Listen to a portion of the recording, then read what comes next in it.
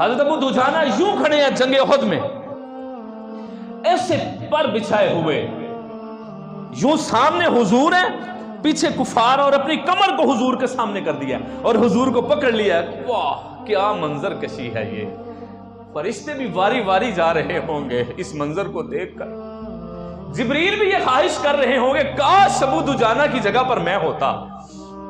जनाब इस्राइल और मीकाईल और इसराफील भी ये ख्वाहिश कर रहे होंगे काश अबू दुजाना की जगह पर आज मैं होता और मैं हुजूर के लिए तीर खा रहा होता। रिवायत में आया हजरत अबू दुजाना जब तीर लगते रहे, पहला तीर लगा, ज़बान हाल से उफ भी नहीं किया। ये इश्क है, ज़ुबान हाल से उफ भी नहीं किया। कोई तो पूछे ना अबू दुजाना से कि आपने उफ क्यों किया? कहने लगे अगर उफ कह देता तो वो जो ऊपर खड़े हैं वो कहते हैं देख मोहम्मद के लिए एक तीर लगा और तकलीफ भी बर्दाश्त ना कर सका। और दावे थे मोहब्बत के और दावे थे इश्क के। अबू दुजाना ने जुबान हाल से शिकवा न किया। तीर लगता है अबू दुजाना मुस्कुरा देते हैं, दूसरा तीर लगता है अबू दुजाना फिर मुस्कुरा देते हैं, तीसरा तीर लगता है अबू दुजाना फिर मुस्कुरा देते हैं, और यहां तक के पूरी कमर में तीर इस तरह गड़ गए। रिवायत में आता है ऐसे है जैसे पंजाबी में से होती है ना, से उसके ऊपर कंडे होते हैं, कंडे। फरमाया इस तरह अबू दुजाना की पूरी कमर थी कि जैसे तीर उगे हुए हैं और खून निकल रहा है। ये इश्क नहीं आसान, बस इतना समझ लीजिए एक आग का दरिया है और डूब के जाना है। यहां पर फिर फैसले होते हैं, यहां पर फिर जन्नत के फैसले होते हैं। और मैं तो बड़ी मंजर कशी यहां पर पेश किया करता हूं। जब ये मंजर हो रहा है, वो तीर बरसाने वाले तो शशदर हैं ही हैं। अल्लाह भी बड़ी मोहब्बत में जिब्रील और मीकाईल और इज़राइल और इसराफील और अहले आसमान को मुखातिब करके कह रहे होते हैं इसे इश्क कहते हैं, इसे इश्क कहते हैं। हज़रत अबू दुजाना रज़ी अल्लाह तआला अन्हु तीर खा खा के हुजूर खिल गए। मेरे नबी दो आलम सल्लल्लाहु अलैहि वसल्लम मिंबर पर तशरीफ फरमा है।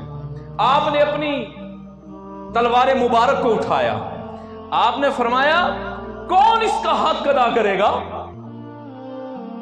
कौन इसका हक अदा करेगा।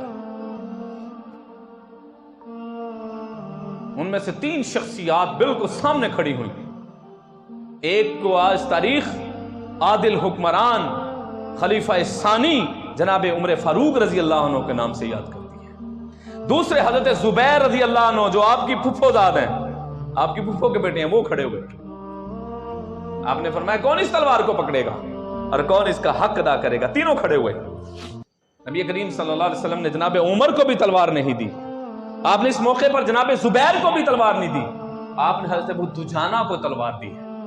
जब हजरत अबू दुजाना को तलवार दी ना, हजरत उमर के तो दिल में कोई बात ना, या आपने महसूस नहीं किया, हजरत जुबैर महसूस कर गए कि मेरी रिश्तेदारी भी है इनसे, हुजूर अलैहिस्सलातु वस्सलाम से, और मैं बड़ा कड़ियल भी हूं, जवान भी हूं, सालार भी हूं, मुजाहिद भी हूं। मेरी जो मैं लड़ता हूं मैदान के अंदर तो सहाबा को पता है मैं तो बड़ा जंगजू हूं। फिर हुजूर ने अबू दुजाना को तलवार क्यों दी है? कहते हैं ये देखने के लिए जब मैं ओहद के मैदान में उतरा ना तो मैंने बड़ा अजीब मंजर देखा। कहते मैं देखा कि हजारों का मजमा था कुफार का, बिजली की तरह गर्दने उड़ाता हुआ अगर मैंने किसी को देखा है तो अबू दुजाना को देखा है। तलवार भी किसकी है? हुजूर दो आलम की तलवार हो तो फिर इंसान तो जर्री और बहादुर हो जाता है ना।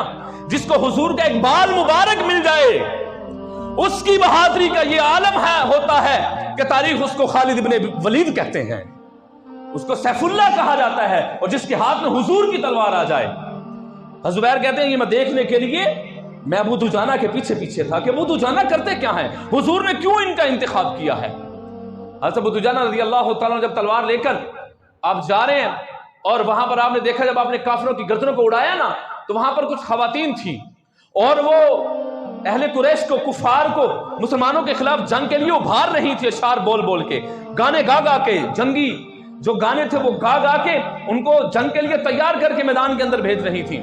हिंदा आपके हाथ लग गई, आपने यूं हुजूर की तलवार उठाई और हिंदा के सर पे ला के रख दी और रोक लिया। اور آپ واپس چلے گئے. آپ نے فرمایا جا ہندا تجھے میں چھوڑ دیتا ہوں. آپ نے فرمایا یہ کیا بات ہوئی؟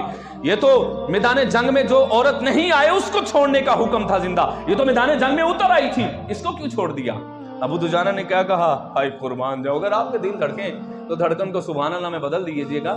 زبیر کہتے ہیں کہ مجھے اب پتا چلا کہ اللہ کے نبی نے ابو دجانہ کو تلوار ہی کیوں دی تھی. آپ نے فرمایا پتہ ہے میں نے ہندا کو کیوں چھوڑا تھا؟ یہ میرے نبی کی تلوار کا تقدس ہے کہ یہ کسی عورت کے خون سے آلودہ نہیں ہو سکتی. وہ محمد مصطفیٰ کی تلوار اور عورت پہ چل جائے, یہ